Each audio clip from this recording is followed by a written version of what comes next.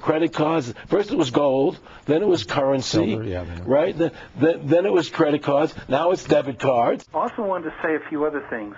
I'm not sure 150 million is the correct number. I've been told 485 million, so I'm not sure what the right number is, but it's the same idea. Okay. I also think that a caller a couple of times ago, he said that what would it take to get the ball rolling? I think that the United States, it won't be just the U.S., it'll be taxpayers in other countries who will see that their systems are based upon the debt of their central banks. Exactly. It won't be the central banks that are going to uprise. It'll be the people. Exactly. And now, exactly what that event will be, probably it'll be the collapse of the Social Security system in anywhere from 15 to 25 years. At that point in time, you'll have a big enough event that could happen. However, in order to do what you're asking, the people have to understand the implications way ahead of when they're going to get really angry about the right. Social But Security. Well, when you see my movie, you'll understand why I think what I think. My movie is getting standing ovations. Ordinary people are waking up to the truth, and I think this movie is going to have a dramatic effect on America and wake people up to what's happening. We were in the black community in Chicago last night, and I can tell you, they are going crazy. They want to put together million-man marches on Washington already when they learn what was going on. This thing is going to be huge because people are very upset. I don't think we have to wait 25 years. Well, I think we're in the midst of it now. There's one more event that I think we have to do.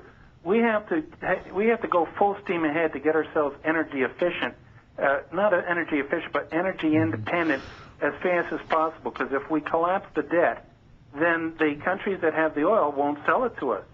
Well, if you have a gold-backed currency, they would love to sell it to you. Yeah. No, okay. Thanks. That's thank you. All right. Let's go here.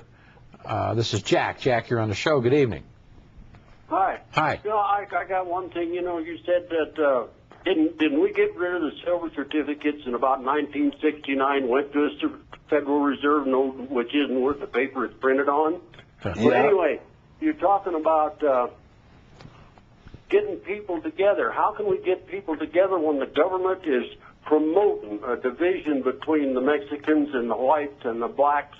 And you got a prime example of it with Margie there, didn't you? Well, that's I'll hang up now. And You're not going to get 100% of the people together. That's for certain. But you can get millions of people together who understand the truth, who are colorblind to race and all those kind of bigotry. There are millions and millions of people across America who are willing to stand up and do what's necessary. And we've done it before, and we can do it again. And I intend to be part of that, and I intend to help organize that.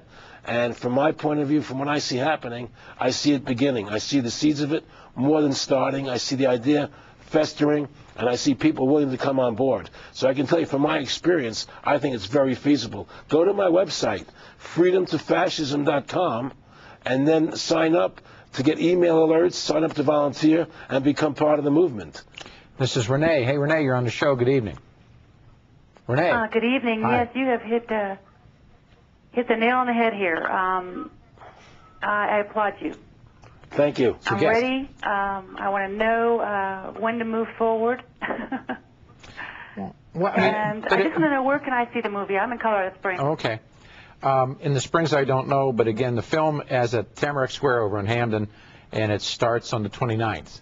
I agree. And so, what do you do on a national level? What do you do at the end of this man's term? Thank you, Renee. What do you do at the end of this guy's term? Well, first of all, I would tell Renee, since you want to get involved, go on the website and sign up, register. Anybody listening to the show tonight who wants to get involved, who knows that this country needs to be fixed, stand up and take part in what's necessary to happen, because we're going to do something about it. And in terms of the politicians are mostly cowards today.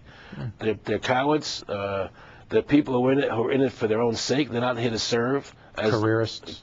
Exactly. And if they are here to serve, most of them don't know what the Constitution says, don't know what they're supposed to be serving for, and they don't understand that America's not even a democracy. And so we need to get people into office that are committed people who want to return this country to its founding principles. That's what's important. And when elections are not run by how much money you have, by when networks have to put people on the air who have ideas, instead of money, Slick ads. Not only that, but I mean, all the institutions back candidates. They promote. They give them money. Totally agree. Right? And Totally so it's part of the fascism. So somebody who really cares won't get any money. I agree. They won't get any money because they care. They want to do the right thing. Anybody who supports the Constitution, you'll never see them getting any money. You'll never see them getting any money. It's interesting. One of my mantras is also public finance of elections, short-term access. And it doesn't work that way. No, it doesn't. But why, since the airways belong to the American people, why aren't the networks forced, as part of their licensing, to put on all qualified candidates who can get on the ballot in the debates, so people can hear new ideas? Equal time, but thrown out the window. Yeah, well, exactly. But I'm saying, so what happens is, since they won't do that, then the only people who get on the air, the people who can buy the time. And that's who the corporations want to back, because they're supporting. Sure. Okay, so that's the problem we face.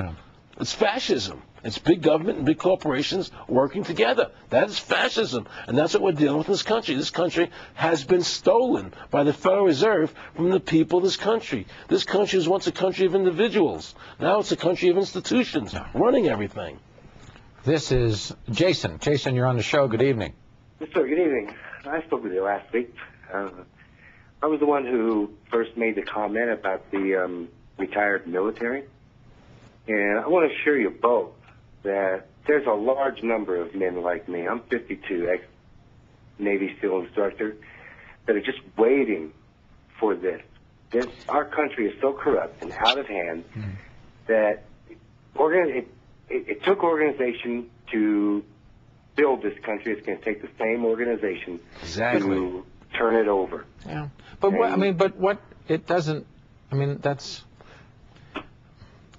that's your anger speaking. The reality would suggest. No, it's his mind thinking. No, I'm talking about organization. There are thousands of ex-military like me who sit and watch our country being perverted this way, who are waiting for the opportunity to. It's like he's talking about Martin Luther King and stuff like that. I'm talking about organized protest. That's what we're properly done. That's what we're doing. Why don't you go on the website and join up, and become part of it and volunteer to help and get other military men involved with us. So you can use your sphere of influence. You can help. Get on the website, volunteer to help, get a hold of other Army people, other ex-Army, and let them know we're organizing to do that. That's what we're doing.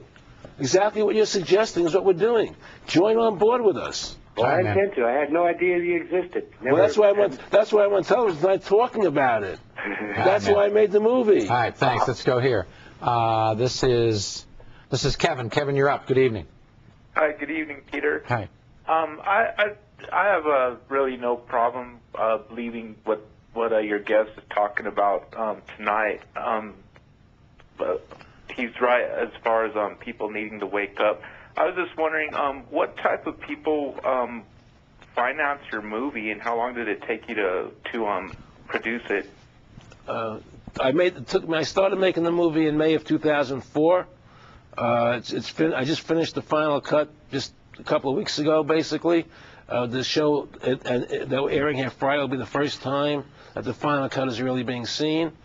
I financed it myself because I didn't want anybody involved. We had many volunteers, people who wanted to work on the movie for free, and it's been a labor of love. And if I had financed it the way I normally make my movies, like Trading Places or The Rose or the movies I made, I would have had to go to the Hollywood studios, and I never would have made the movie because they wouldn't have financed it and they won't distribute it.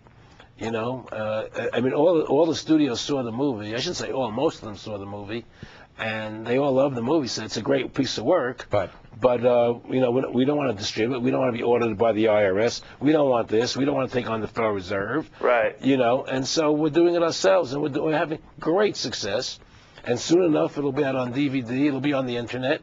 You know, everybody can watch it.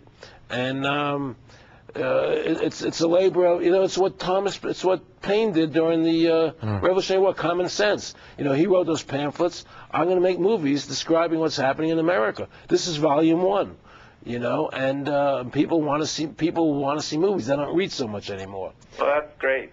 Good luck to you. Hi, man. Go on the website, volunteer to help. Okay. Thank you. Thank you.